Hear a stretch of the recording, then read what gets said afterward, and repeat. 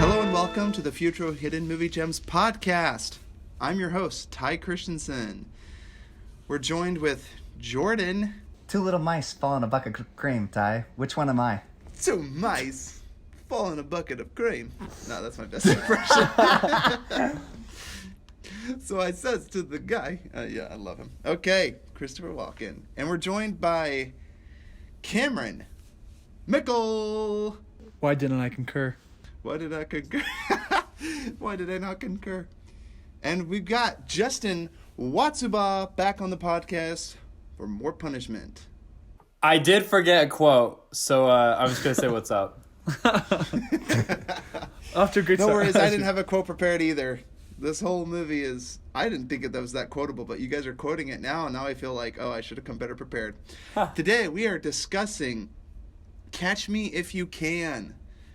This movie came out in 2002, directed by Steven Spielberg, a little indie film actor, or director, rather.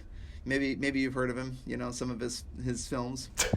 Jeff Nathanson did the screenplay. He was the writer. And Frank Abagnale Jr. Also Abagnale. Abagnale. It's Abagnale. Abagnale, Brian. Yeah, now you're coming with all these quotes. It stars Leonardo DiCaprio and Tom Hanks, Christopher Walken, Martin Sheen. Yeah, but you gotta say Tom Hanks' name like he does in the movie. It's Kyle Hanratty. Kyle Hanratty. Tom Hanks.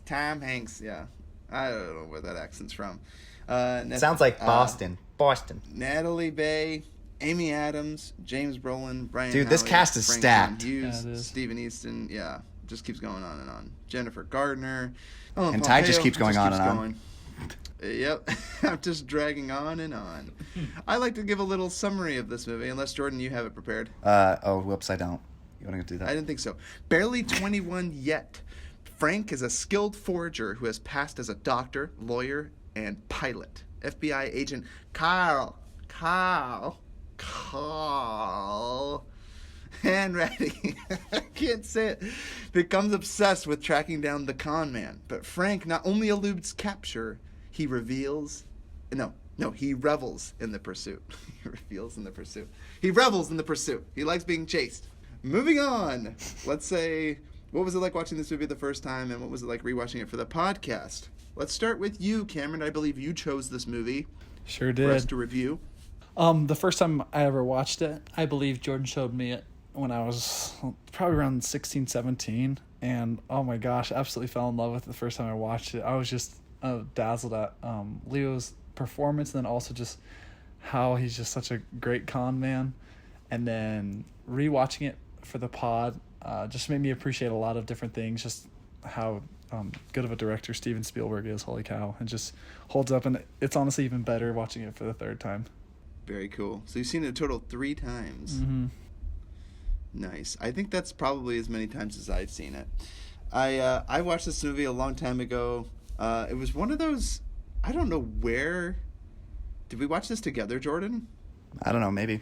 I think it was a movie in your list, and I just remember seeing DiCaprio and Hanks and being like, "Catch Me If You Can." Oh, it's a bank robber. I thought it was something like that, so I got excited to watch it, and then I was like, it's a little slower. Like when I was a kid, I watched this. I must have been between 14 and 15, and I did not really appreciate this movie, even though I enjoyed parts of it. I remember thinking, I was like, it kind of meanders. It's really long. It's like 2 hours and like 2.5 hours long. It's like, I didn't really like it the first time, but I watched it this time, and I just realized that Steven Spielberg is pretty masterful at storytelling.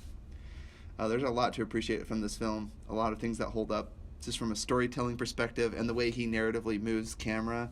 I love it. We can get into that later. What was it like for you, Jordan? Oh, so I honestly don't even remember the first time I saw this. I do remember loving it because I share it with a lot of people. I've seen this movie so many times. I honestly don't know. I mean, maybe I've only seen it 10 times. Who knows? But but 10 isn't enough. I actually watched it 4 times for this podcast. Because So you watched it 4 times because you got nobody else to call. You got nobody else to call. Yeah, exactly. No, because 3 days ago I watched it and I'm like, oh my gosh, that was amazing. So I watched it, and then 2 days ago I watched it again, and I'm like, every time I just kept getting, just like Green Room, I got so into the story, I keep forgetting to take notes. And then I watched it again today, and then when I got home, Cameron was watching it, so I finished it with him. So I'm just like, this is the most amazing movie I've ever seen in my entire life. It's a masterpiece. It is, like, it's so beautifully filmed, like Ty mentioned. I just get lost in it. The characters and every cameo, I'm like, this actor is so good. I love this movie. Awesome. All right, Justin, what was it like watching this movie the first time, and what was it like rewatching it for the podcast? So the first time I watched this was probably back in middle school. It was a long time ago. It's like one of my parents' favorite movies. So I watched it, and kind of like Ty, I probably did not appreciate how truly good of a movie it was when I first watched it, but I definitely liked it. I feel like watching like movies growing up, like it's easy to like want or to like envy a life of someone else's. Especially like if an antagonist is so likable. And I remember like the first time I watched this movie years ago, like you just kind of like, I kind of like wanted Frank's life, Leo's character, like Be a 17-year-old hooking up with models and having them pay you $400 to have that sounds pretty good. Let me just get out of the taxi and have like 8 flight attendants on my arms as I go to fake flying a plane. You know, like it's just like it just like looks like he's having so much fun. And then rewatching it for the podcast, it's like I still had those same feelings. I agree with Ty. The way like the camera angles are worked in this movie is really unique, is really cool for this type of movie, and it definitely lived up to the hype. Watching it again, it made me realize that I probably didn't appreciate it as much when I watched it years ago. For sure. Well, we're going to go around and say 2 of our favorite things. Cameron, why don't you start us off? 2 of your favorite things from this film. Oh, there's so many good things. I think one of my favorite things is the fact that they show consequences in this film, which I feel like a lot of movies don't do that. And just like similar to another one of Leo's films, Wolf of Wall Street, that's why I really appreciated that kind of the whole arc of the story and how it kind of came full circle, how it finally caught up to him. This is the palatable Jordan Belfort story, right? I mean, I was just thinking that, like, Yes. this is, if you wanted to see Wolf of Wall Street without the 3.4 F words a minute, you know, this is the movie. It's the corrupt. As a corrupt capitalist, I call this, there's a genre of movie out there, and I know people don't call it anything, but I call it the corrupt capitalist. The Founder, I think we mentioned this on a previous podcast. The Founder, this movie, Lord of War, American War Made, Dogs. They're all these movies. What was that one? War Dogs. War Dogs, yeah, exactly. They're like, they like try to make it in a capitalist society where they like never get ahead. It's the little guy, and then they have to end up doing crime. And Hollywood critics love this. They're like, yeah, see, you can't get ahead in life unless you break the law. And then look how despicable that person is. And then they lose their soul. They sleep with women, barely coherent of what they're doing. And then they're like, I'm actually specifically thinking of Lord of War. Nick Cage, do you have gonorrhea? Or what does he ask that woman? It's terrible. Do you have AIDS or something? Nick Cage, do you have AIDS? Do you have full-blown AIDS? I think he asks the woman as she leaves. Oh, what a great character. But American Made is a fun new one if you haven't seen that one. Oh, that movie's so good. That's a great one, too. Love that so, movie. but corrupt capitalist. So I'm sorry I hijacked that, but this is the palatable Wolf of Wall Street. Absolutely. Yeah, and so I just really loved how they kind of showed the consequences of that, because I feel like a lot of shows don't do that enough to show. They kind of just show, because kind of like Justin said, like you kind of envy his life and just how smooth he just goes from like almost like different life to different life, and then eventually it catches up to him, and you kind of I really like those moments that kind of lead up to it, of showing you have no one to call, and how he is lonely, and like he has all of this wealth and power, but like there's no one to share it with, and it kind of like gets rid of the meaning of that wealth and power, and then why he wants to settle down with Amy Adams, which kind of makes it special. And then which at the end it kind of reminded me of The Town. Me and Grant and Jordan were talking about that, how he's like watching her from a distance and like sees that she's set him up, except I don't know if she was there to help him or she was just kind of forced at gunpoint, but regardless. And then another one of my favorite things is just the transitions in this movie are hilarious. There's many scene transitions where like the first one where she's like no no no, and then goes yes yes yes, like to the hotel room, and then also the one where he's like, did you say Bond? And then it cuts right to like James Bond and stuff like that. There's just a lot of things like that. And me and Jordan were commenting too how it goes from him and the model paying him $400 essentially to like hook up with him, and then it cuts right to what's his name, Tom Hanks, and he's at the laundromat right between two old ladies who like just put one of their red shirts in his whites. And there's just like, I just love showing the contrast of it, because then you kind of see like, oh, look at the people who follow the law, like they're not rewarded properly, and the people who break the law are rewarded. Yes, he did that same thing in Wolf of Wall Street. Yeah, he when the did. detective is riding home on the subway. He's not like going home to his beautiful wife. He's like stuck, crammed on a stinky old subway. You know, the cop doesn't get plaudits for doing the right thing, right? He just got this sorry, sad life chasing Leonardo DiCaprio down in Wolf of Wall Street. Yeah, So I once just thought again, that was Leonardo interesting. DiCaprio. Just rubbing it in their face, dude. But I mean, that's most how you feel acting across from Leonardo DiCaprio, because at the end of the day, he's like the highest paid actor. He's got a sexy dad bod. He's got that face of an angel. Like, what girl wouldn't want to hook up with Leo, man? What person looks like Leo? Young Leo, especially. Yeah. Young Leo, especially. No homo. What? No, dude, I'd make out with him in solidarity, man, just to prove that I have nothing problem with gays, man. So great, What the fudge? Brother. But yeah, those are my two things. just macking on this face. Well, Leo was the perfect person to cast for this because he just has a younger face, and so he could have easily been passed off. That's why some people are like, are you old enough to be doing this? Like, you look a little young, like the guy that was sizing up his suit. It's like, you look a little young to be a pilot. I'm a co-pilot. And like, he just, every time somebody says something, I know I'm going right into my two favorite things. I'm sorry, Ty. I don't know if you were going to make me go later, No.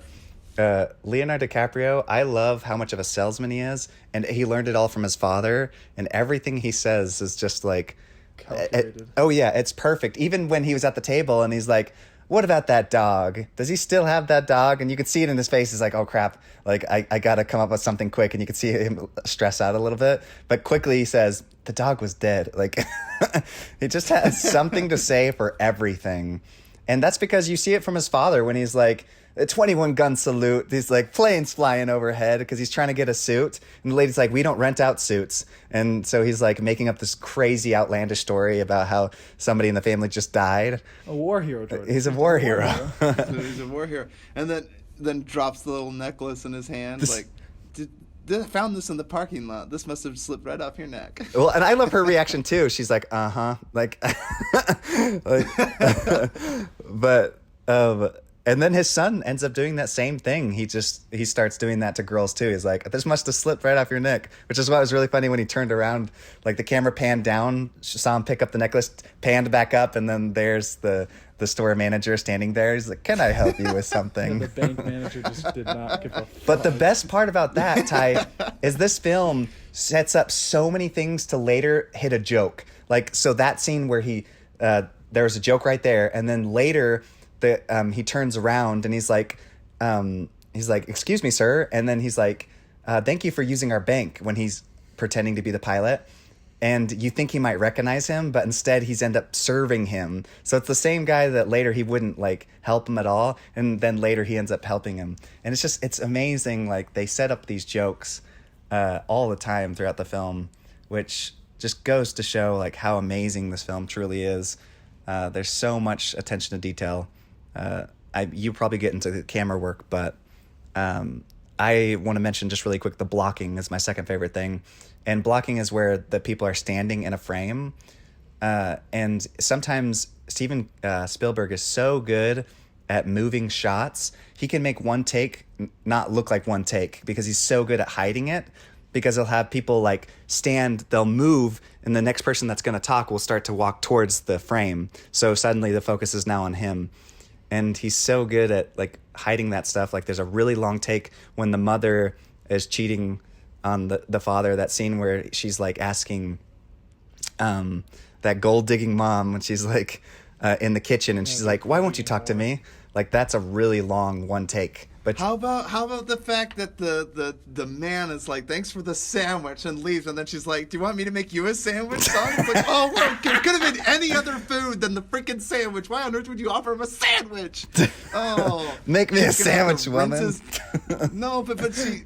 The guy, he's like, thanks for the sandwich, as he leaves, right? He pretended that he was there eating a sandwich, and then the mother proceeds to offer the son a sandwich. I'm like, you just ruined sandwiches. Thanks, Mom. For like, I'll never eat a sandwich again. Yeah, gosh. Oh, yuck. Those are my two. I mean, there's a ton Jordan, others. That's so great that you mentioned blocking, though, because that's my favorite thing. There's a great scene where right after Leonardo DiCaprio flees out the window on the wedding night or whatever that party was for he and Amy Adams, he sneaks out the window. There's a great scene where Tom Hanks comes in, he grips the door handle, his gun comes into frame. I love every shot with the gun. He, There's so many of those shots. It's great. And then he like that's where it reminds me of an Alfred Hitchcock thing where it's like it's always like where is your focus? Like whoever has the gun has the power, right? So he walks into the room and it follows him. He sees the curtain billowing, so he walks through the room, and then you see his shadow with the fedora and the glasses in the wall, and then you see it slowly frame over to the side, and you see Amy Adams in the up corner against the wall. Yep. She's disheveled, and then you see Tom Hanks in the mirror at the very end, and you see his reaction with it. It's so good, like that whole seamless flow. I think that's so remarkable, because even watching that, I was like, that is so masterful. Like, again, the way that everyone had to be on their marker and everything, it's really impressive, and it's exciting. Little things like that make you really appreciate it when you're so much older. And those are the things that went way over my head. Like, and it's funny because you watched it younger and you knew, like, okay, I get the story, or I like things about it, but you can't even identify what it is that you like about it.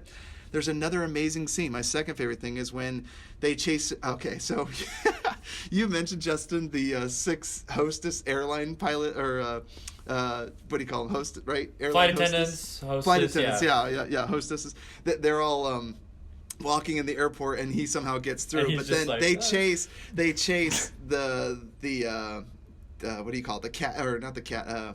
The driver, right? He puts on Frank Abagnale's pilot outfit, and he's waiting in the car. And there's a great scene where they follow him, and they do a low shot along the side of the car to the front of it. And then, you see the vehicle, but you never see the driver. So you're surprised just when he steps out of the car and turns around. You're revealed just like everyone else is. But even though you already saw Leonardo DiCaprio go into the building, you may have thought, oh, maybe he snuck back outside to his car or something. They reveal it right then, and then the plane overhead flies in the distance. Like, there's a lot of good reveals. Just like when he leaves outside, and he's like, he thinks that Tom Hanks lied to him and was like, oh, snap, and then the cops show up, and you're like, oh, snap, he wasn't lying. Yeah, this is a staple of like cat and mouse, but it's not. It almost reminds me of where this succeeds, and like movies like what was the adaptation of that TV show Death Note, right? Oh, where Elle is literally chasing Light. Elle is literally running after him, and I felt nothing during that scene. And they were physically running, like it should have been exciting, right? And like, and that's not to say you can't have it. Like Casino Royale, which we reviewed a few weeks ago, that they are literally running, and it's very exciting. But they were like parkouring, so it's definitely a step up.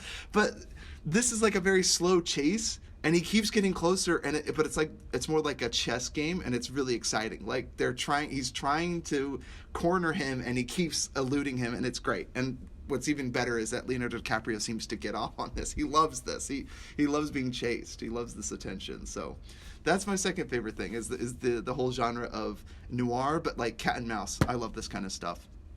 So, well, and he stopped running once he said, nobody's chasing you. And so he's like, oh, you're right. I was going to get to that. Oh, dang it. Okay, sorry. I'm sorry. No, you're good. You're good. Right. You're good. Yeah. No, exactly. That's the conclusion. But Justin, how about you? Two of your favorite things. Oh, it's hard. There's a lot to choose from. One of my favorite things is the last few minutes where it shows life when he works for the FBI. That is like honestly one of my favorite parts of the movie. Is after he goes to jail and everything, and Tom Hanks has him come. Basically, like, I don't know the right word, but basically like identify fake checks versus real checks. And I love like the part where it shows like the true story. And so you know, you learn like, oh wow, like he worked for the FBI, like he helped take down a lot of people that the FBI was chasing for fraud and whatnot. I love that part of the movie. I think it's a great way to end the movie. And then when they I don't also know, say he made millions of being paid millions of dollars by these companies or by these banks, I thought that was really ironic. I know that is ironic. And then I also love the cat and mouse, and I also love just like the frames and the camera angles that Steven Spielberg gets. One thing that I didn't recognize when I first watched it is how much it like magnifies and like really like has the attention to detail on like wealth and stuff like that. Like some of the camera angles, like they would have like extreme zoom in like on like people's like like dress shoes. Like there was this one part where this guy has like these black dress shoes, and you just like an extreme close up of his shoes, and then like it pans over to a woman, and it like the camera like zooms in on her like diamond necklace and whatnot, and it just like really paints the picture of like the life that Leo's character is trying to live, and like the life that he's trying to fake. And when he hosts that one party at his house with the pool and everything, it's like, Italian knit.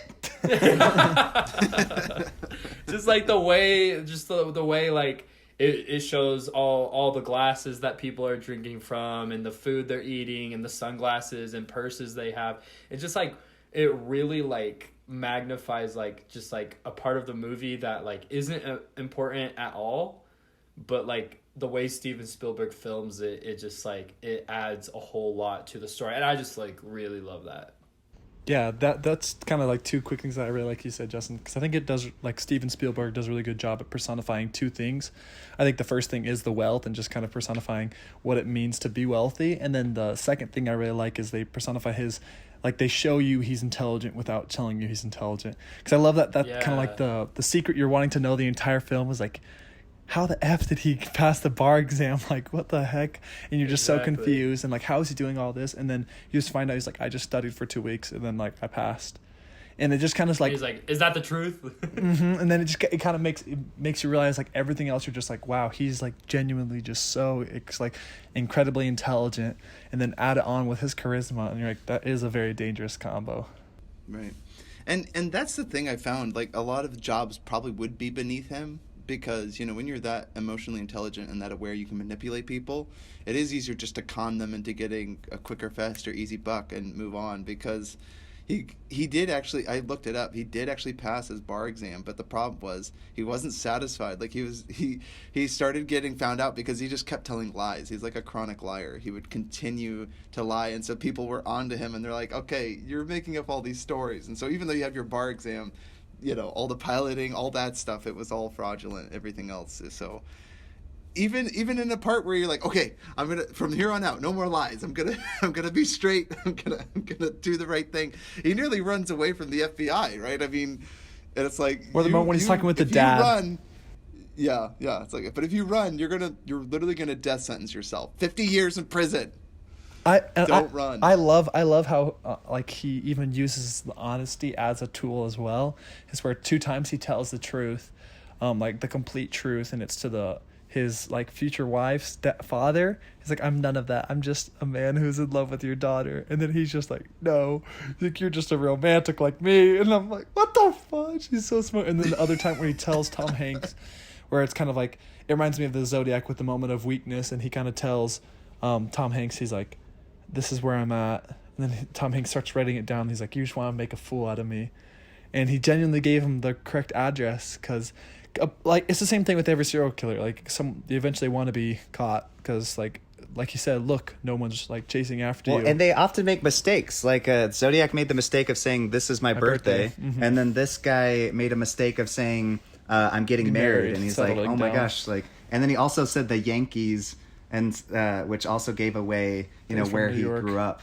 And so that's how he found the family. So I love stuff like that. Those little tiny details that the cop listens to that I would have way over my head. Yeah, especially they're like, you think he's gonna use the same name, and he's like, well, if he's getting married, he's been with the same girl. So they're like, if he changes his name, That's he loses right. the girl, and you're like, oh, Frank, right. it's so smart. Snap. Well, and really quick, going off of what Justin said about what's in frame, sometimes Steven Spielberg is obviously a master at it. He also uses it to his advantage in telling a lot of humor. And I love the part where as like information is being divulged, he also sneaks in lots of jokes, like the part where he like you see the camera angle downward and you can see him like reaching for the fork so he can eat his pie. Like it's just little things like that I think are so like set Steven Spielberg apart from other directors. Like even Scott Pilgrim Edgar Wright uses it in that joke Cameron was talking about, the James Bond, before it cut to Bond saying his actual name from the theater from a separate scene before he had said it. He's like, they're calling him the Bond of the Sky, and all of a sudden it cut to the scene and he's like, what was the name again? And all of a sudden Bond says his name. And the same thing, he's like, it's we're going to the theater and before he said rocket, it showed up on the screen. Like there's just jokes like that really set directors apart from others. So Yeah. Also, like, with that, and with that humor and with what you want to put in frame, that's also when you can put, like, Easter eggs in movies. You know when he tries to go get tailored for a suit in Catch Me If You Can? Did you guys see what name Leonardo DiCaprio writes down on the piece of paper? No. For his name, he puts down Ian Fleming, who is the author of all the James Bond movies. Like, he's like the author. Oh, no Ian way. Fleming is the actual author of, like, the James Bond character. And, like, that's awesome. who Leo, like, writes down his name as when he goes to get a tailor suit, because he says he wants to look like James Bond. Well, you know what I caught It's this time crazy. that I hadn't caught before? That's really cool, too, because this time I didn't realize when he was flipping through the checks to give to the model, he actually had a check that said $1,000, but he flipped to the one that said 1,400 so he could get $400 from her. Like, so He conned her with real money. Yeah, he technically was up 400. He gave her Monopoly money for $400 in cash. Yep. It's crazy. That's So a good. great scene. Well, any nitpicks? I was gonna say one. Just I'm a cinephile. Most of us on this podcast are, and just knowing movies and quoting movies isn't enough to get you by as a doctor, a pilot, and I did love how that's how he learned everything. I think it was kind of a shout out to thinking that, right. I think it was. But to his credit, he did. Yeah, he had a lot more. I think Like, it's you have to honestly be willing Steven to Spielberg lie. making fun of people who think, like, it's kind of like the observer bias that I learned about in psychology, that he's kind of making fun of people who are like, oh, I've watched this, I know how to do this. So I think he was kind of like poking fun I at saw that. a movie. Yeah. I could be your lawyer. Let me represent you.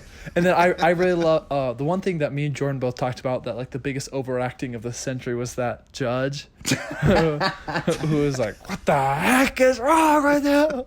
And I was just like, there is no jury. yeah, and I was like, There that is was no a little jury. excessive, especially for a judge. Like, Preponderance of evidence. Therefore, what is? I can't remember what he says. Yeah. Therefore, you must. What I can't even remember all the things he says, but then he slams his briefcase. I love that. Yeah. Just outrageous. Yeah, I love it.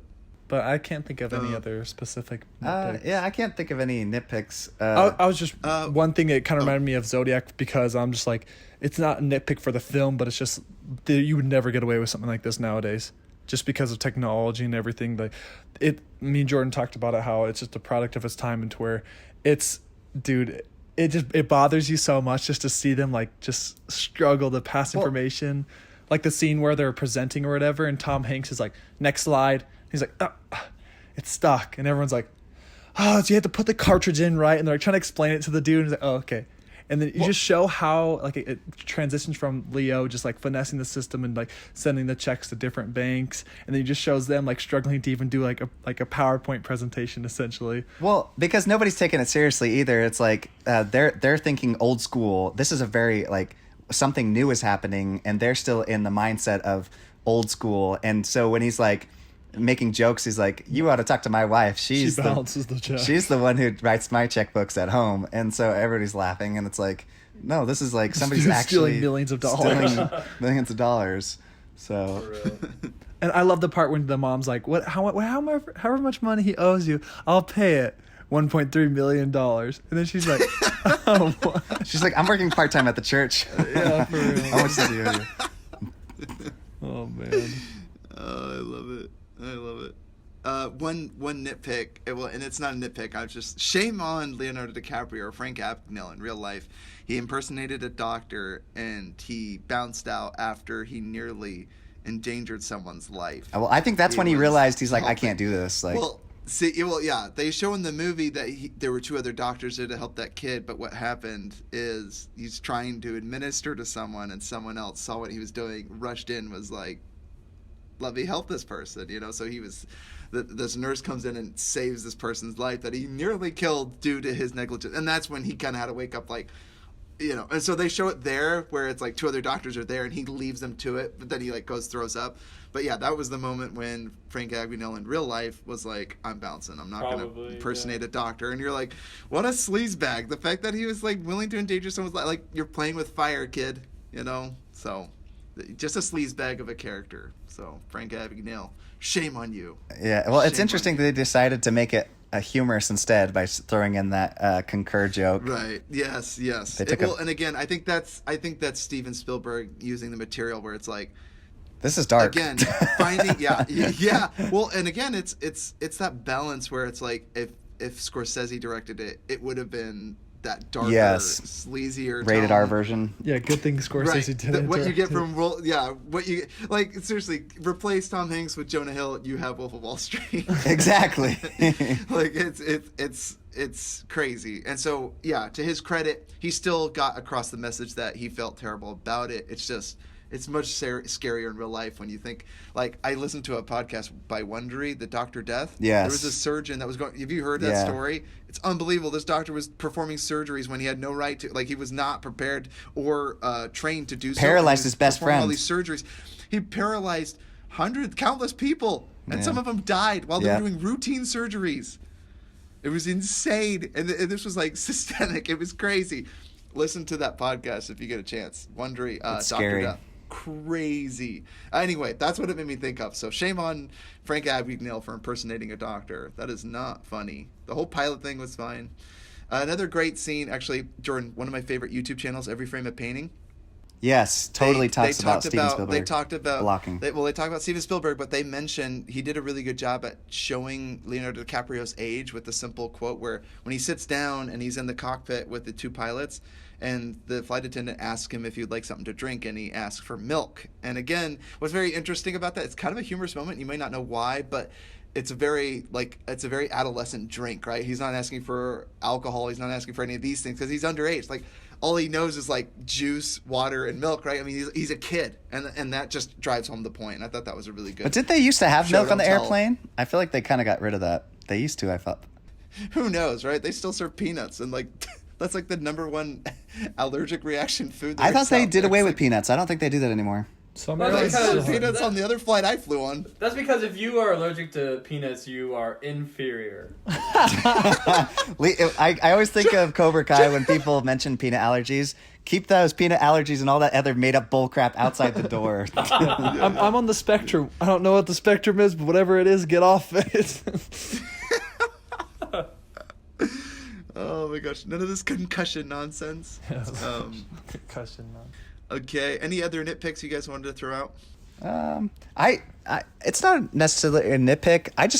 So I know you said the ending is one of your favorite parts. I love that, but that sappy music, like, it always makes me super depressed. And I guess it works to its advantage because I'm so glad you mentioned that. like the ending. It drives me crazy. Like that ending, I'm just like, I love it because of, what really happened, but it makes I felt crazy. I'm like, 9 to 5 job. I'm like, I'm back at work. Like, I want to blow my brains out. Like, and he's just like, how long do I have to do this? And there's that sappy music playing in the background. I'm like, oh geez, like, let's get back to That's probably just because the movie was made in 2002 and every freaking movie in that era had that kind of sappy music. Well, as much as it is a nitpick, it's more of just like, Depression? Reality? No. Yes, it's reality. But Crushing reality. what I'm trying to say is I feel like it worked though, because it it showed from his perspective, like, I had this crazy, exciting life, and I was like, yeah, I want to get back to that. But it's like, no, now you're back at a desk job, you know. A desk And your job. mom's some other dude, and you have a half sister, man. Yeah. Oh, didn't even yeah, know that about. ending is so sad. Well, see, I thought that was the ending you were referring to. You know what it reminded me of? Also directed by Steven Spielberg, was Hook. It reminded me when Peter Pan comes to the window and he's looking at Wendy and all the family having Christmas. That's what it reminded me of. That's it was so totally funny. From Hook. That's the same scene, same blocking. It's Leonardo DiCaprio looking through the window at Christmas time instead of Robin Williams' Peter Pan character or whatever. I just thought that was so funny. That's pretty good. Anyway, that's what it made me think of. I was like, oh my gosh.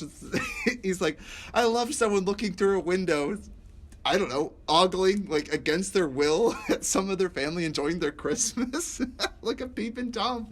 That's the other one. Jeez. Anyway, it just reminded me of Hook, which is a great underappreciated Oh, movie so by good. Steven Spielberg. That's a great movie.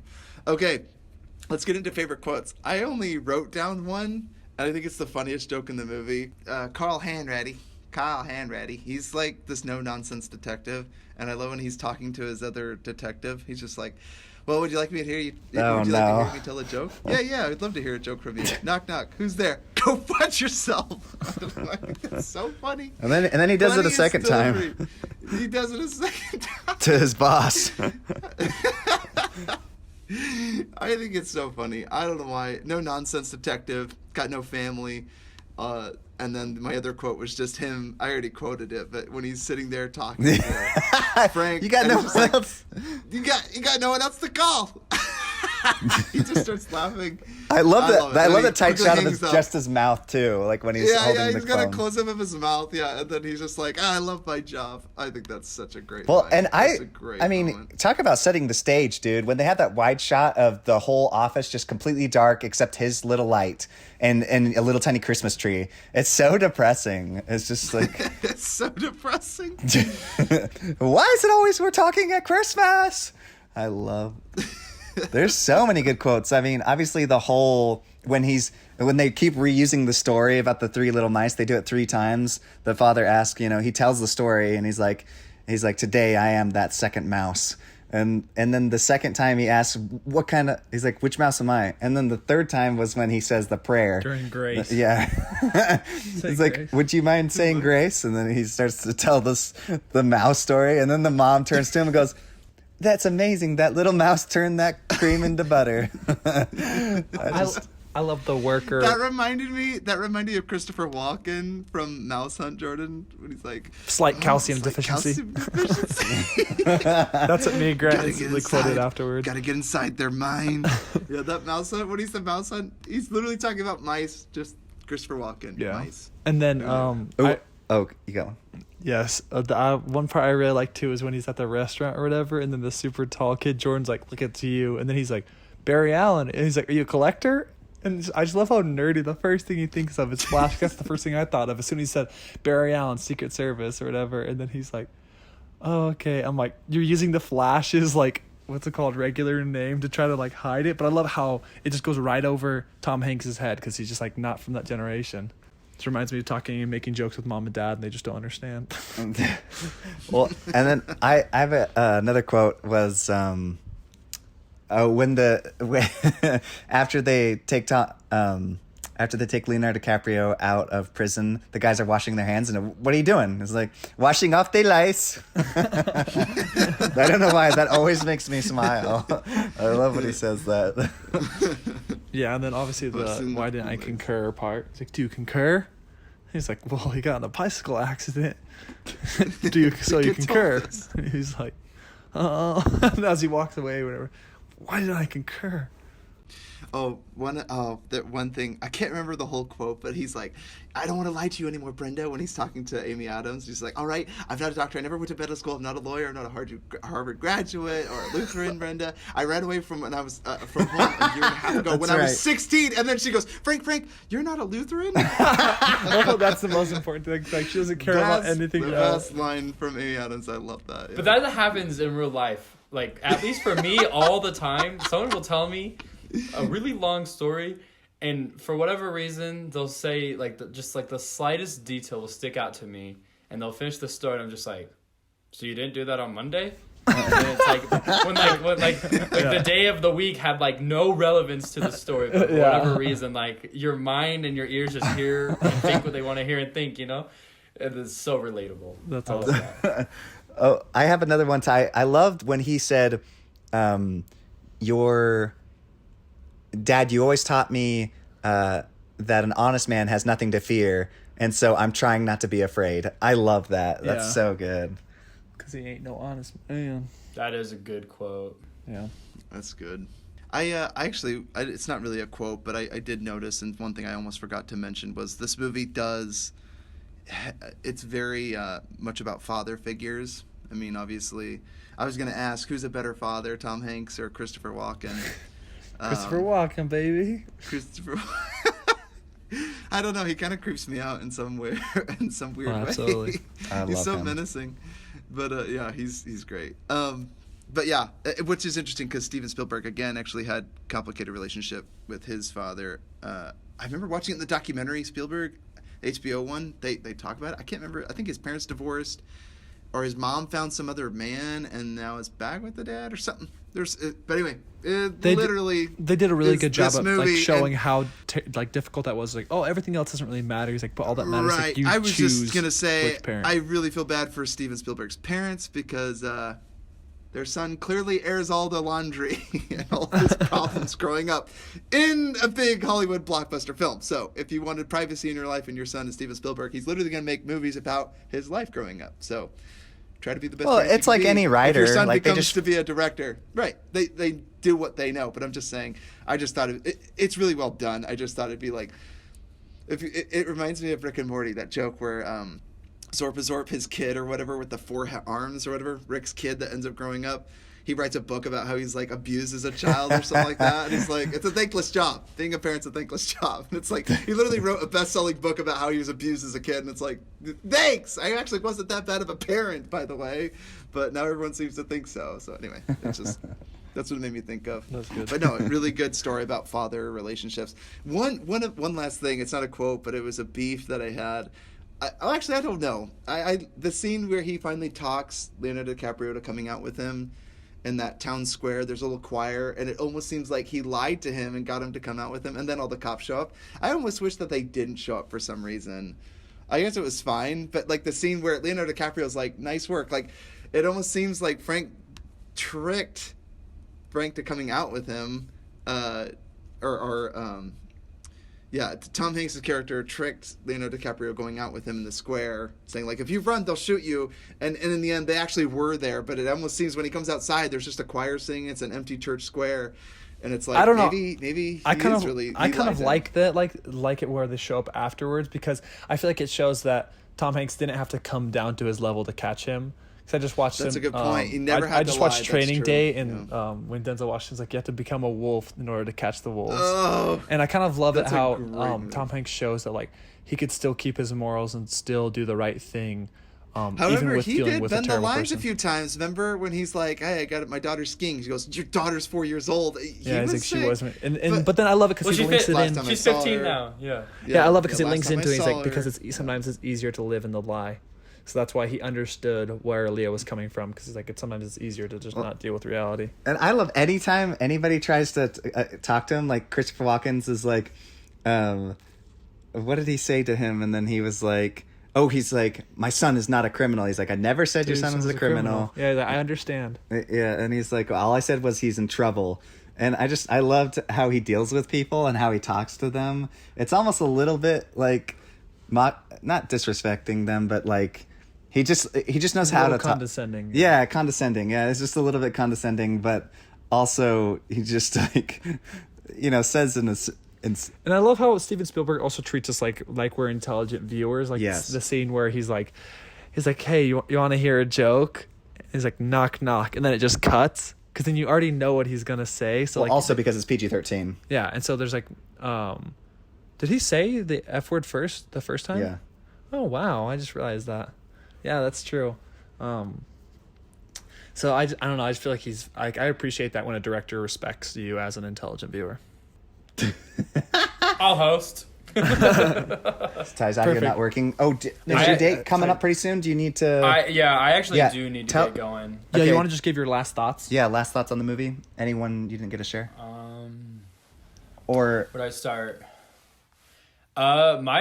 would you recommend it? As the See, final Justin, section? Tom Hanks is a good actor. Me and Justin had a huge argument over this. Okay, let me preface this. I'm not the biggest Tom Hanks fan. Oh no! Have you seen The Burbs? No. Oh, that's why. His movies are very boring usually. Slow. I think he's a phenomenal actor.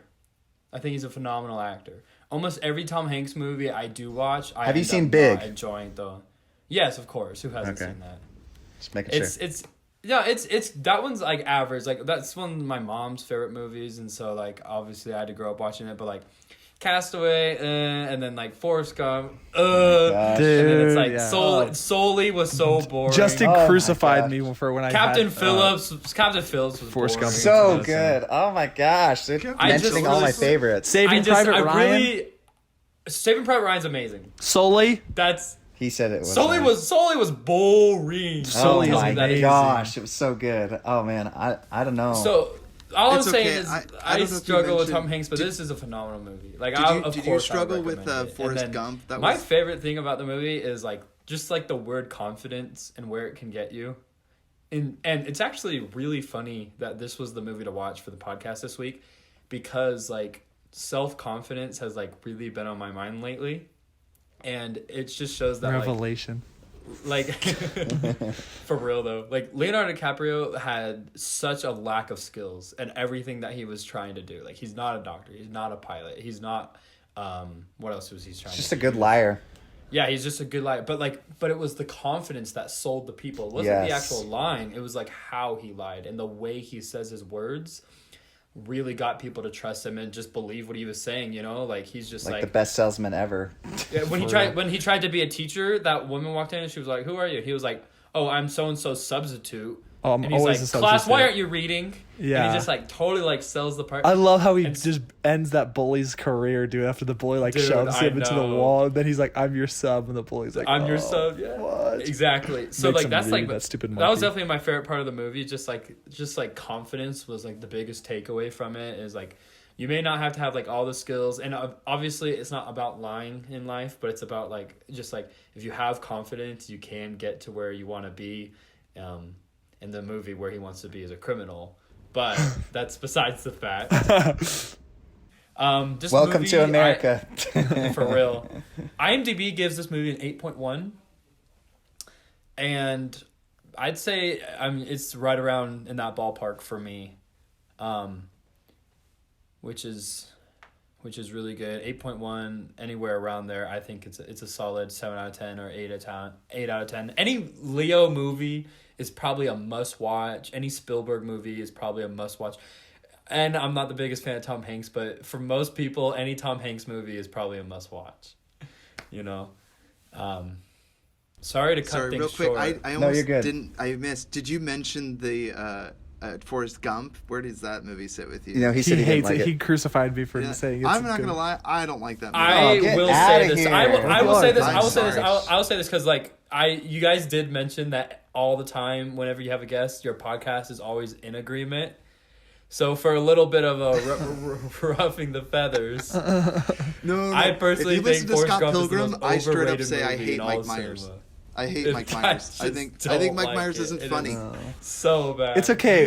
Matthew McConaughey is kind of the same way for me. I know he's an amazing actor, Oh, but I love feel Matthew I feel McConaughey. like he's a fantastic actor. But I feel like he's one of the most overrated actors because I feel like everyone has him as like the top actors in the world, and I don't think he's that. Who? I don't know who you're talking about. Matthew McConaughey. I know, but no, I'm saying I don't know who puts him in the top. Oh, I don't think very many people put him in the top, but I think he's one of like the most loved. Like I think everyone just loved Matthew McConaughey. Yeah. I It's don't probably think that anyone- voice. Yeah. All right, But anyways. all right. Okay, and then do you have you seen anything lately and looking forward to anything as your last thing before you go? Oh my gosh.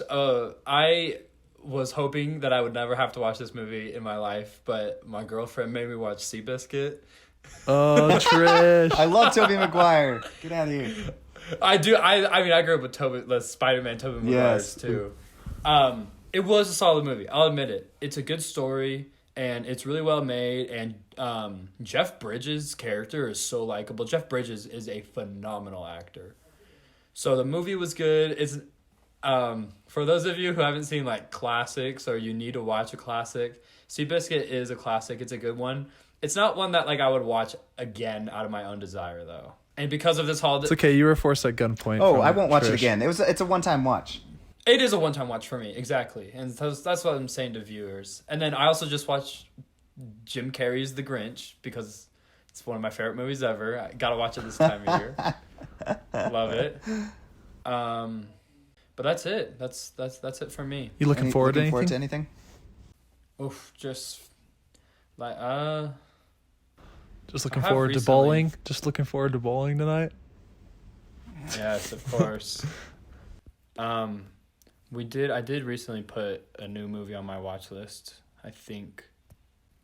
I'm not one for rom-coms. I've never been, but like I've been told that 10 Things I Hate About You is like one of the best rom-coms out It's there. really good. It's really good. Holy crap. Don't build And, it up too so- much. Yeah. Okay. It's average. So- go in not expecting anything and you'll love it. That's what I Your boy Justin is not much of a rom-com guy, but you know, I'm always down for a good movie. So love it. But sorry dude, for cutting the podcast short. Not no, all. dude, you're on perfect. my We appreciate you Loved being having on. you, man. Hopefully we'll have you again. Yes, hopefully. Sorry, Ty's looks like Ty's having technical. No, difficulties. we're gonna switch to Google Meets once you get off. So Okay, appreciate it. Love you guys. No worries. Thanks for Love you, having me Jay. on. Peace. See y'all. bye. Ty, let's wrap this up. To talk about whether or not we'd request it. Wait, what?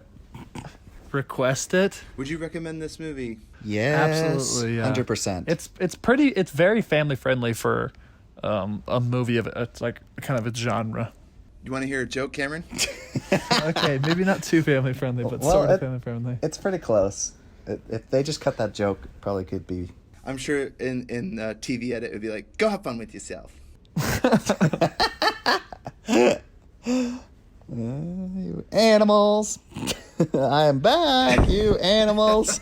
Animals. I love TV edits. They crack me up. I've had with these monkin' flying snakes on this monkin' flying plane. Oh my gosh. It's from Snakes on a Plane. All right, Ty. What movies have you seen lately, and what are you looking forward to? Oh, there's been a few. I don't even remember if I mentioned Fat Man. I think I did. I watched Christine. Christine was a monster horror movie. I love Christine. I love it. It was good. You know, I have to think about it. Don't think about it too long, or I'll throw you out of your effing hay. I thought that was so funny. The actor, I was like, man, this was the acting in the 80s or 90s. I don't know. what I it love was. that they're in high school. They look like they're freaking 30. Yeah. And there's a line where she's just like, they're on the phone call, and she's like, yes or no? And then she's like, I don't know. And he goes, would you give me an effing answer? Yes or no? It's just like, jeez. Dude, John Carpenter, what a master. And then there's a great scene where his car is all destroyed the first time from the bullies, and the girl comes in, she's like, it's gonna be okay, Archie. And he's just like, don't put your hands on me, you sinner.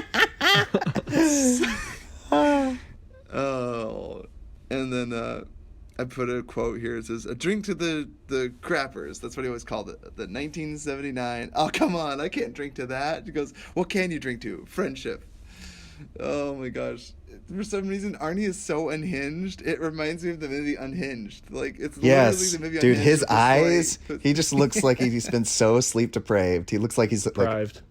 that's what I said. Yeah.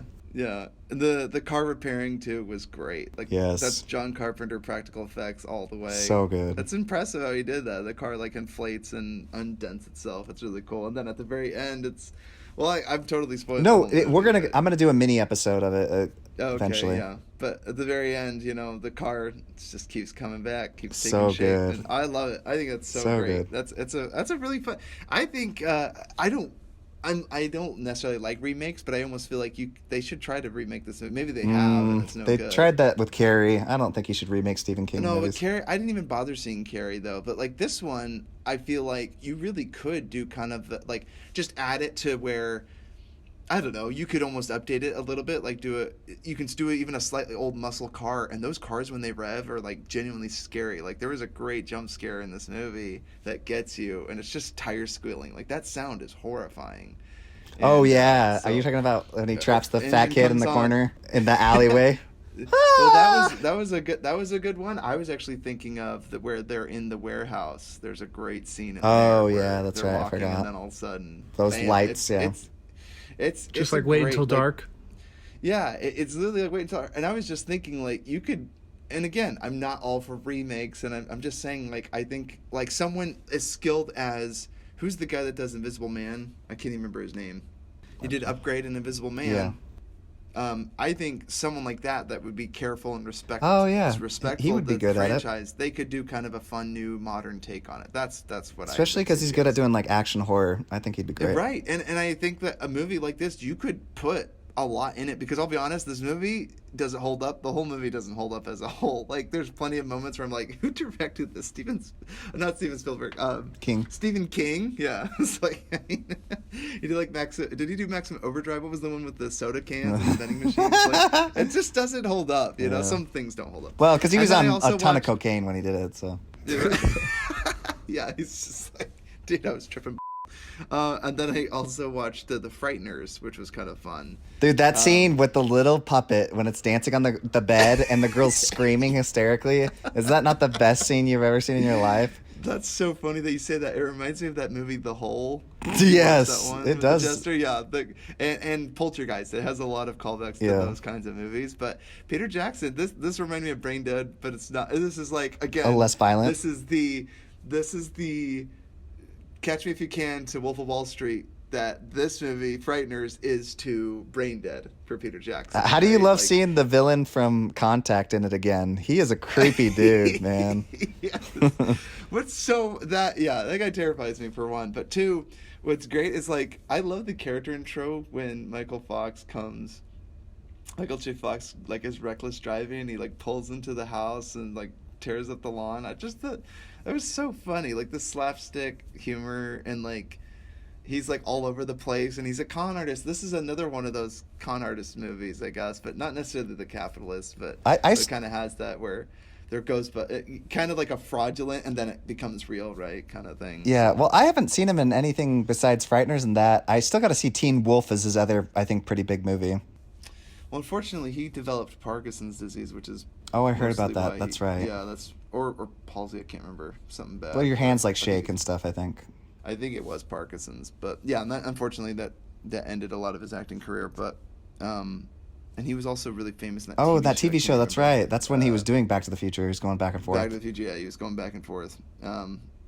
But he was great. He was like the biggest star that we were going to have, and it's so sad that Michael J. ailments Fox? like that get in the way. But Who? anyway, so those were the movies that I've been Back to the watching, Future. and I watched How the Grinch Stole Christmas and the old animated one. And then also watched Charlie Brown's Christmas a lot. My daughter loves those two movies, so those are a lot of fun. Cute. Really sweet movies with great messages. I wouldn't touch you with a 29.5-foot pole. I'll never forget that one. So, everybody, write us your emails. Whoa, future I haven't movies. gone. What the Oh, fudge? I'm so sorry. I missed a lot because my computer was having technical Jordan hasn't gone difficulties, either, I don't think. Oh, well, let's hear what you It's guys all are about you, looking Ty. forward to. Oh, there was one movie I'm looking forward to starring Bob Odenkirk called, is it Normal Man or Normal? Oh, Original. What's it called? no. Are you Normal? talking Original? about the guy from Breaking Bad? Bob Odenkirk. Yeah. Well, no, Better Call Saul, right? Yeah, and Bob Odenkirk. yeah. It looks like John Wick with starring Bob Odenkirk. Yes. It looks fun. What is that It's called? Original. Nobody. Nobody. That's the one. I kept thinking of the wrong word. Yeah, Nobody. It's called Nobody. I'm excited Looks to see so that. I just good. Dude. saw a trailer for that. Bob Odenkirk playing as a John Wick type. Yes, please. Yeah, I hope it's good enough to talk about on the podcast. Oh, please. Yes. Even if it's not, well, yeah. If it's so bad that it's good, we could talk about it. If it's so good, it's good. We'll talk about it. But if it's like just mediocre, or if it's just lame, yeah, that'll stink. But I trust it. It looks good. I think Bob Odenkirk, it wouldn't take something if it didn't have something special to offer, and that's what I think. Okay. He's not Bruce Willis at this point. He's not a sellout. That's my point. yeah.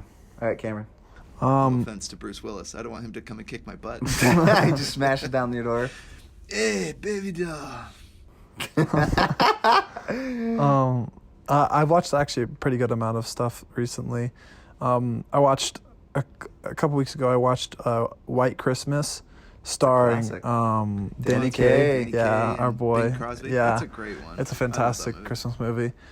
And then also, me and Grant started rewatching the Death Note TV series, and holy fudge, it's so freaking good, dude. It's even better the second time. I want to take a potato chip. And eat it. Dude, the soundtrack in that series is absolutely phenomenal. Oh, I can't wait to do it on the pod. Ryuk is just so good. Dude, I would even do the live action one on the pod. I love both of them. For different reasons. Live action. Live action's poopy. No, it's good. It's terrible. I literally referenced that. Yeah, bad cat and mouse sequence. Just gonna say it. No. It's And fun. then, for like a for Final all you Destination listeners, I am movie. not a big anime person, but the two I do recommend is One Punch Man. One Punch Man and Death Note. Holy cow, you will not be disappointed.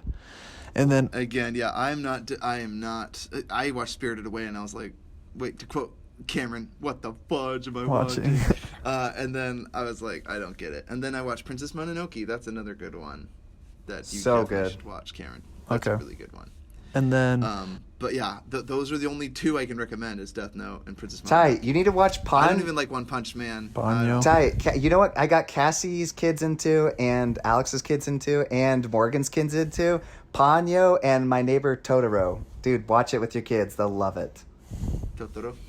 Ponyo first. Actually, that's not a bad idea. Yeah. Yeah, the animation's really beautiful. Yeah, I know they would love it. Disney bought the rights. They have freaking Liam Neeson, Matt Damon. They've got all these I people think they doing have the Christian voices. Bale too. Christian Bale. Yeah. He does Spirited Away. He's a dragon. Well, I'm sure he's probably stars in another film. But But dude, check it out. Your kids will love it. All right. all right, I'll going. check those out. And then I started. I watched one of my roommates was watching What We Do in the Shadows, the TV show. It's actually really funny. I watched a couple of episodes with him. Not as good as the movie, but Not as good as the movie, but really funny. I don't think I've seen the movie all the way through. And then I've been watching New Girl. I just got to season 5. Holy fudge! I love it so much. Spoiler alert, dude. My favorite, Cece and Schmidt are one of my favorite couples ever of all time, dude. Schmidt just reminds me of myself so much. He's such a goober, dude. Gives me hope that there's love out there for me. And then I also watched Fury. I had seen Fury a long time ago and I didn't remember like anything about it. And oh my gosh, watching it a second time, it is a fantastic movie. I didn't like it. Jordan didn't Shia like it. LaBeouf yelling away a lot. Away! Away! He yells Yeah, a lot of times. it's very emotional. That's a phenomenal film. Jordan doesn't like it, but he needs to rewatch it because he likes pretty much everything else that David Ayer, the director, has done. So I don't want to hear it. It's a good movie, Jordan. We should definitely see it again. But when you watch it next to Nightcrawler, yeah, it's double hard to feature, compare. Yeah, I know. It's just like, Blew wow, it they out of did the a lot water. more with one actor and half the budget. Is that scene in October, Hunt for the Red October, when there's like that submarine just fires out of the water? They scared the Americans out of the water. Wow. And then I also watched American Made, which is it's scary. Amazing. It's scary the fact that is real. Holy fudge. No, I know, dude. Could you imagine being sold downriver from they're like, and here's his face on freaking TV. You're like, Yeah, okay, I'm dead now. Thank you for signing my death warrant. Yeah. Like, oh my god. And then I also So watched freaking End of Watch with Jake Gyllenhaal. Freaking-tastic. Another Cameron said he got Another teary-eyed, and I think it's because David you're Ayer. obsessed I with feel Jake bad. Gyllenhaal. Jordan, were we underwhelmed with that one, or was that Birdman? I know Birdman. But Right, I but- watched it again. Birdman's really good. Birdman is good. I was just underwhelmed the first time because I did not get it, and I had no Well, because idea we that watched was it an edited, art house too. film. Well, I watched the trailer, which made it seem like it was just a straight lace like drama about and it was, but it was so much more. Yeah. Like the ending, he's literally. I had no idea what the ending meant. But dude, I wasn't prepared for it. But I have a question, Cameron. With the movie that you just watched, the End of Watch. so you liked it. I Jordan, loved I it. remember being. I think we didn't. I remember being underwhelmed from End of Watch as well. Well, you didn't enjoy. I watched it the first time unedited, then you watched it edited, and you were like, meh. Dude, I there's think, a good amount of F words in that. I whole probably movie. didn't want to watch that one edited because it's one of those movies where it's like I need to know what's going on. Yeah. And I think if you And the edit whole it movie out, got it just takes cut. you out of the movie. Yeah, there was I think 300 plus F words in that one. Jeez. But Yeah, not for the faint of heart. no, and then also watched Training Day yesterday with Jordan and My holy nugget. fudge, dude. Denzel Washington is a baller. Don't ever, Jordan. And then Oh my gosh. and then I also watched King Kong ain't got shit on me. Best quote ever. and then I watched Pandorum, which is essentially Well, you were asleep for the first half, but yeah, and then I watched the second Oh, half of Pandorum, the Pandorum, greatest movie of all time, according to Oh, Jordan. I which love is it. essentially Dennis just- Quaid, American's father. Shush, child. American's dad. Shush. It's essentially the Descent with Event Horizon made into a film. Yeah, it literally is, and it's not well done. So good. It's pretty enjoyable. Disagree. Totally disagree with you. And Oh, then and another movie you started, I'm sure, was Seven Psychopaths. Grant told me. Yeah, we started it. So I fell asleep And because then, I was so and dead then Jordan tired. goes, "If you guys aren't going to appreciate this, I just watched this last week. I'm not going to watch it with you." Well, Cameron was sleeping. Grant was on his phone. Grant I'm like, never I'm not watches going to a watch movie this without alone. being on his phone. It's the most annoying Jordan's thing like, ever. I just watched this last week. If you guys are going to appreciate it, then what's the point? No, if they're not going to watch it, I'm not going to rewatch it by myself. Yeah. No, I know. I love it, Jordan. I totally agree. I just think it's really funny. Like, we're the type that we'll watch a movie just so other people can enjoy it. Yes. I just watched this last Absolutely. night. I'm going to watch it again with you right now. And if you're not paying attention, you're on your phone, you're sleeping. Why would I watch it Get by that myself? movie I'm out. totally Here, that we're way watching too. I something hate, else. that's, it bothers me. That's why I hate watching movies with Grant, because he's always on his phone playing freaking video games, Contest of Champions. So it literally bothers me so much. I'm just like, get off of your phone. We're watching a movie. And he's like, I'm paying attention. And then he asks me questions like the most basic thing, like, wait, what happened? And I'm just like, oh, I thought you were paying attention. I have to go back. And then I watched Snowpiercer, directed by Bong Joon-ho. Very underwhelmed. Not a big fan. Oh, no, dude. It's a great movie. Not a big Wait, fan. you He's watched got the way whole better thing, right? movies. What? He does have better movies, but did you watch all the way through? I think so. Chris Evans, who knew that guy could act? That's all I'm going to say. Yeah. That's Cellular what blew me tie? away. I watched the whole movie. I was underwhelmed until the very end, and I was like, Chris Evans is like going for it here, man. He swung for the fences, and he landed at the very end. I thought he was better in Cellular. I knew he'd laugh at You that. named your son Ricky Barton?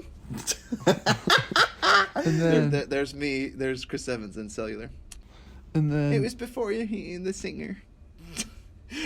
Nag. and then I That's also not even a TV quote from the Guardian. movie, 'cause it's a day spa. You fudge. and then I also watched Shaun of the Dead, Edgar Wright film, which is pretty funny. I'm not the biggest zombie flick. I was glad that we watched that and not another one of Jordan's dumb zombie films that him and Grant were like oohing ahhing over. So at least we watched a zombie film directed by a person who has a brain. So that was enjoyable. Hey, that's clever, Cameron. Oh yeah, I didn't think Right? about that. Yeah. Zombies eat brains. Oh, but And then Oh, it's good. yeah, I still need to finish the second half of what's called Seven Psychopaths. And then also Yeah, you don't need to finish it. The movie's not all that great. so good. Get And- out of here. and Do it on then the Jordan pod. just recently Not all that great. Jordan just not great. recently bought Manchester by the Sea, so I'm excited to watch that. And then also the two ones that are like mainly on my, or the three ones that are mainly on my list that I really want to watch are Lighthouse, Whiplash, and Lone Survivor. Oh man. But it's Lighthouse and it's Lone hard because Survivor, Grant really? doesn't ever want to watch You're like Lighthouse. alphabetically going through them. We can watch that tonight. Lighthouse, I'd and be down. Lone Survivor. It's just because Which Grant is never funny wants that to they're watch both L. Lighthouse.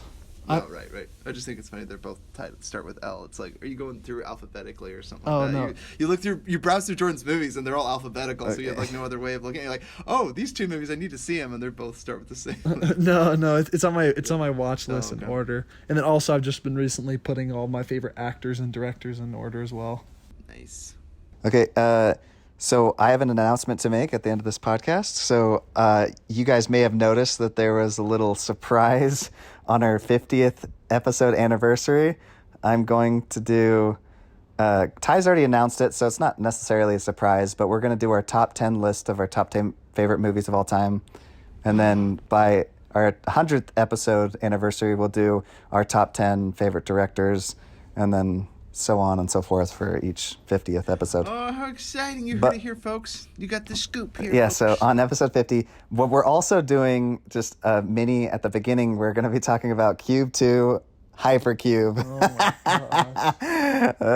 And I'm using it as my day, and it'll be a movie that's so bad it's good. It's... I can see why now he's like, oh, but you got to talk about your 10 favorite movies, Ty. And then you got to talk about Cube. The least greatest movie of all time. Best movie to do it on. So you got That even made sense. we got to talk about the top 10 Sneak in the Cube. I love it. That's great, Jordan. Okay. Glad that you're pursuing your dreams. And all the movies that Cameron said I watched with him, and then I watched a second time with my roommate. So unbelievably good. You guys got to get a life. It's true. We've just been watching millions of movies. Cameron, I called you at 12 o'clock. You were still asleep. I called you at 2 o'clock in the afternoon. Still asleep. Yeah, Holy I crap. saw. Sorry, I woke up at 3 and I went to bed at like 6:30. To wrap it up. Okay. Everybody, write in your emails. futromovies@gmail.com. Futro, if you don't know, it's spelled Futro. Never once mentioned that, but if you found our podcast, you probably already knew how to spell it. Just thought that was funny. Write us a 5-star review, or leave us a 5-star review and write us a pleasant review. Tell us how funny we are, especially Ty, your host. And Jeez. don't forget to tune in. Next week, we are going to review... I should know. I have no idea. Die Hard. The first one. Die Hard. Because it's Christmas, The first baby. Die Hard. Christmas. Christmas. Come on, have a couple laughs, baby doll. It's effing California. Yeah, so tune in for Die Hard next week. Perfect for the Christmas season. Of course, may not come out until who knows when. But you're cranking them out. I'd like to thank Jordan at the end of this episode for all his hard work. He does an amazing job editing. doing all That's the why hard we're doing the stuff. Cube too, because I do all the hard work. Jordan does a little I get bit. one episode every 100 or 50. Every 100. Yeah, we don't allow Jordan to choose any of the movies on this podcast because it turns out they were all pretty much Brawl and Cell Block 99. Every movie was that. Starring, And then you guys, starring someone. you guys new turned every into a week, bunch of yeah. little Nazis. You're like, oh, we get to take over this. I love when you sent me that GIF of that guy from, what's that TV show? Silicon Valley, and he's like, fascist. Fascist, yeah. Fascist, yeah. All right. I love it. Well, folks, thanks for tuning in. This was Futuro Hidden Movie Gems signing out. Peace. Bye. Bye.